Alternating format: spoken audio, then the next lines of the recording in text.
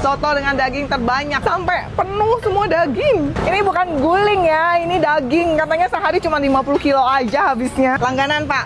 Langganan. Yang enak apanya tadi katanya? Dagingnya tuh kalau kita makan tuh nggak dikunyah juga, cuman pakai lidah tekan juga udah lumer, piar gitu. Halo Mas. Halo Teteh.